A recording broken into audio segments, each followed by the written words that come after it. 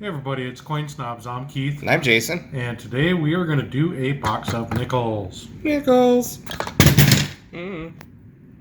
Alright, the knife of truth. Blade of Destiny. 2021s. I hope not.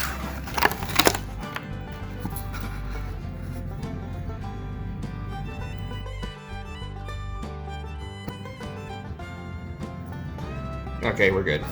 Never mind. Yeah, at least we got some circulated in there because it seems like we're getting a lot of 2021s in these boxes. They're not even very good 2021s, but all right, we'll be back with the wrap up.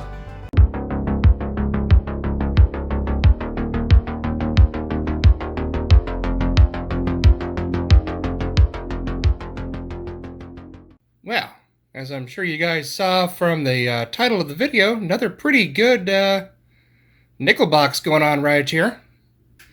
Let's see what we got. Alright, over here on the left-hand side we have Struck Through Debris. So I called it Struck Through Debris, but it is definitely Struck Through Grease. I mean, we are missing all kinds of detail on this coin. And it's heavily worn. Looks like it probably spent some time in a slot machine. This is what we would call a casino coin. Getting banged up inside the hopper. But at time of strike, it was definitely struck through a good amount of grease. Again, struck through grease is when the mint worker has to polish the dies. Sometimes they don't fully clean that die off of all of their polishing compound or grease. And that's what you get. Missing detail. And the reverse looks pretty well. I mean, it doesn't look pretty good. It looks pretty nasty, but doesn't seem to be losing any detail, so looks like they didn't fully clean off the obverse die. And he doesn't even have a nose. Struck Through Debris. There we go. There's Struck Through Debris. Right there, just above the left-hand side of the dome on Monticello. That right there is a bag mark. That's damage. This is definitely struck through something. Struck through cotton fiber. Struck through who knows what. And that right there to the left of the door or window, I guess that would be a door, is also damage. And this is on a 2021 Denver with lots and lots of extra bag marks. Struck Through Grease and a good looking nickel. 2005 Denver, Fuffle Bro. Struck Through Grease on the reverse. You can kind of see it just a little bit below his belly and above the little land portion there that he stands on, and a little bit below his beard. And quite a bit on the obverse as well. As you can see, that great big blotch right there going all the way to his forehead, his eyebrows, through his cheek. It's all that nice shiny metal right there. Struck through grease.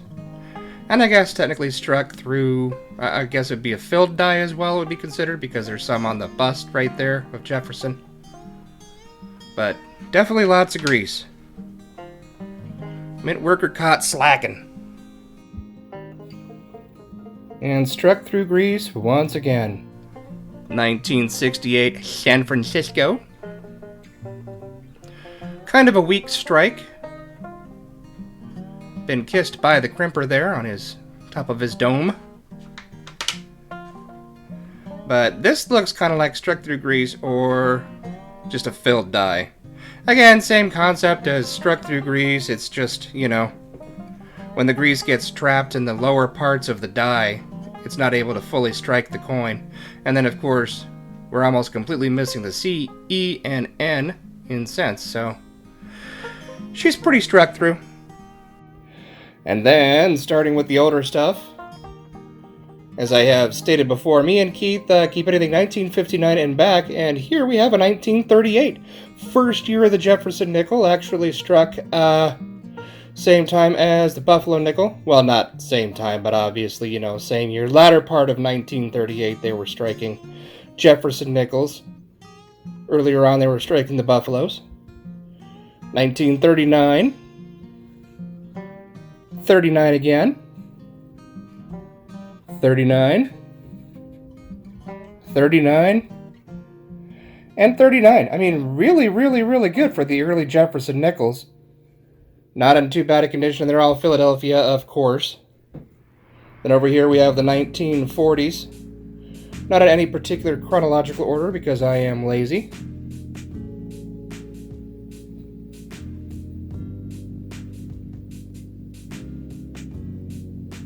Pretty decent looking nickels though.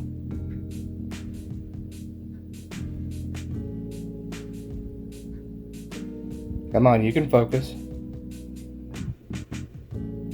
Couple of 1940s back to back. Yeah, we've been going crazy with the nickels lately. We need to start getting some more boxes, but another 1940. And another 1940. And then a whole bunch of 1950s, 1950 through 1959. Various mint marks, of course. Mostly Philadelphia and Denver. Couple of San Franciscos. Nasty looking one there. I would hate to know the story behind that fella. Or maybe I would like to know the story, who knows? The world may never know.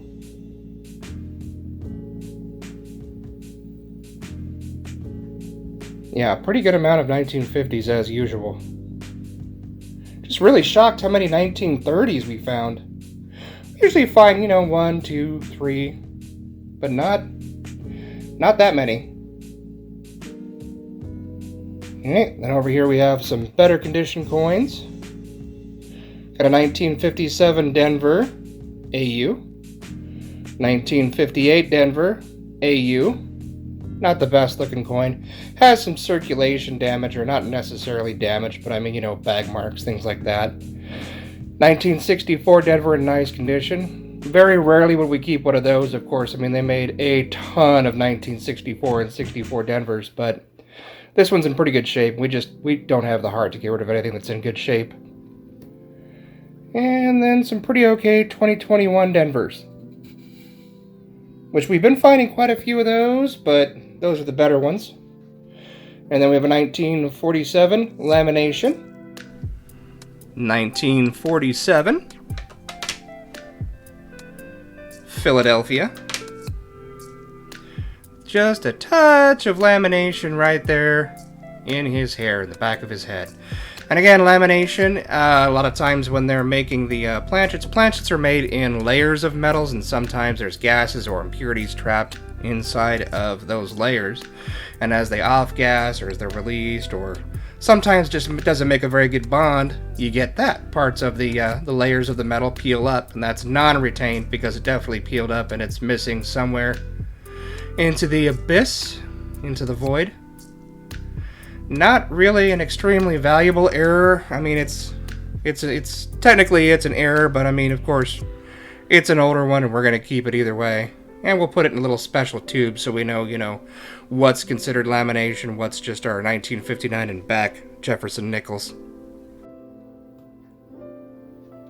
1939 lamination. Denver. So this one has a mint mark. Believe that's a 1939. Yeah, it's gotta be a 1939. Bit of damage on it, but we're gonna say she's a 1939. Looks like it to us. Yeah, as stated before, this was definitely one heck of a good box. If you guys wanted to check out the other really good nickel box that we had a month or two ago, I'll leave an info card on the top right now so you can check on that after you watch this video. And this one has a little bit of lamination just to the southeast of the T in trust. Right there. Jefferson staring at it. Just a little speck, but I mean, again, the way we kind of put our collection together, if it has lamination or, die crack or whatever, any other kind of error, we just put them in separate tubes. That way we know if we ever want to find a lamination nickel, we know where to look for. And then a pretty cool clash on this guy right here. You can actually kind of see it. Kind of the right side of the dome of Monticello there. Let's take a look at that real fast. And she's a 1995 Philadelphia. Terrible condition, heavily spent, older die state. You can see a little bit of the metal creeping out there on the right side or east side of the T in trust, last T I should say. So definitely an older die state, starting to wear down. But it's also clashed, which also tells it's an older die state because it's been used long enough for there to not be a planchet fed in between the two dies before they were struck, and there's a little bit of Jefferson's ponytail right there. Let me see if I can get a good... Yeah, there we go. Okay. Yep. Right there. That is, in fact, part of Jefferson's ponytail. Struck onto the reverse die, also known as the anvil die. And we have a repunch mint mark, RPM-006. 1951. San Francisco, and this is RPM or repunch mint mark -006, as I stated before. Found this in Variety Vista. I kind of shy away from showing the pictures from Variety Vista because I know they have copyright on them, so I don't want to get that copyright claim on the channel. I should probably email them and see if they would be cool with us showing those pictures. It'd be great to have a side-by-side just so you guys can see what I find under the scope. But and there she is, just a little bit closer, kind of northeast of that little bottom part of the S there. You could just barely see where there was an original other S mint mark, as far as I can tell. That's what I think it is. If you disagree or agree, go ahead and throw it in the comments, let us know. Die crack, 1958. Pretty well worn. Nice little gash in his collar there. About what you would expect to find. In circulation, it's Denver. Older die state. And a really nice die crack. Right there. Started at the bottom of Monticello, going through the N in the word Monticello, through the E in 5, all the way to the T. Second T in States. Nice die crack. We don't find a lot of die cracks on the older nickels. I don't know if it just wasn't that big of a thing when they were striking them back then, or it could also be, I mean, because, you know, the nickels are so old, maybe a lot of them that we find are so well worn that the die crack has just been worn off. Hard to say, but really nice, cool die crack. This one kind of looks like an repunch mint mark, an RPM, but not positive. Let's take a look at it under the scope and see what you guys think. 1941, so another fairly early one. And it is an S, but this is the one that I wasn't sure about. There is definitely something to the right of this S, but I couldn't find anything that matched it in Variety Vista. Let me pull the scope in a little closer. Yeah, I don't know. That doesn't look like a repunch mint mark to me, and of course couldn't find anything in Variety Vista about it. Now there is a little bit of damage here on the A, maybe going through the bottom part of the foundation of Monticello here, so maybe that's some of the damage. Doesn't look like it though. Maybe it's just from them striking that mint mark onto the master die, perhaps? I don't know. Throw it down in the comments. What do you guys think that is? And then this one here, feeder finger damage. And she's a 1990 Denver. And there is that feeder finger damage going through his collar and the bottom of his neck. Sorry about that light, guys. Trying to get a good angle here. There we go. That's pretty good. Yeah, so again, I know I've talked about it before, but there might be some new folks here. Feeder finger, basically its responsibility is to eject the already struck coin. Once the die, the anvil die, or the hammer die moves away from the anvil die just stays stationary, which is also the obverse die. It ejects the struck coin, and it also feeds, hence feeder finger, feeds the new blank planchet in to be struck by both of the dies. And sometimes if there is a misalignment, or if that feeder finger doesn't get out of the way quite quick enough, it scrapes one of the dies. And in this case, it's the hammer or obverse die. Kind of cool to find. We've been finding quite a few of them on the newer quarters, but don't see a lot on nickels. And we have a Mexican 1 peso, 2015. Canadian nickel. What year is that? I do not remember. 1987. Thank you guys for all the comments, too, by the way, for the 1,000 Friends giveaway. I wrote every single one of your suggestions down for videos. Really like the Canadian coin idea, so I'm going to see if I can get a hold of some of those, whether I'm trading with other channels. So if any of you Canadian channels out there are looking to trade some coins, let us know. Bermuda, I believe. Yeah, it says Bermuda right there. Yeah. 1981, and it's got a fish on it. And a magic coin. Both of them heads. Pretty cool. It's amazing how precise they can get with making these things. I mean, you can't even hardly tell. In fact, we wouldn't have been able to tell if it wasn't for the fact that it was both heads. But it's always cool to find those. Haven't found anything inside any of the magic coins that we've found yet, but someday. It's bound to happen. Really nice 1963 proof nickel. Let's take a look at that. She has seen better days. Unfortunately, we didn't catch her fast enough. And it looks like it would have been Cameo back in the day. Well, not so much the reverse. But that reverse looks Cameo for sure. Sad to see, but we just can't release her back into the herd. Gotta keep it. And then starts the good. 1943. Philadelphia. Lots of nice, honest wear. And looks like maybe a little bit of lamination right there. To the right of the T. Yeah, just a touch. Fairly common. Especially in war nickels to find lamination. The alloy they used to make these. Silver, manganese, and I think there was a little bit of nickel in it. I don't remember for sure. So don't quote me on that. But it had a tendency to have the lamination. 1944. Denver. Not too shabby. It's always super cool to see this color of toning pop up in a roll when we unwrap it. We almost always immediately know it's a war nickel as soon as we see this dull gray, almost like gunmetal color pop out.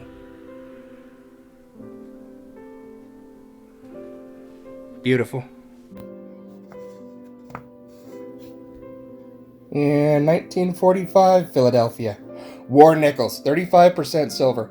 Kind of crazy how we have to go to nickels to find any kind of silver content. And last but not least, not a bad looking war nickel. Of course, a little bit of damage there on his forehead because there's gotta be something, always. That great big P above Monticello to show you that it does have the silver content. Latter half of 1942 through 1945 are the ones that had the 35% silver, in case you folks out there didn't know. 1942 Type 1, of course, was just the regular nickel. Type 2 would be the silver alloy. But yeah, that's it. Thanks, guys, for checking it out. If you haven't subscribed yet, please go ahead and do so. Best way to support the channel. Click the like if you liked the video that you just saw. Tick the bell so you make sure that you get a notification every time that we do upload brand new videos. Thanks again, guys, for all of those awesome comments on the 1,000 Friends giveaway video. Definitely got to check out some of them. Until next time, love you all, God bless, and we'll see you soon. Stay safe, everybody.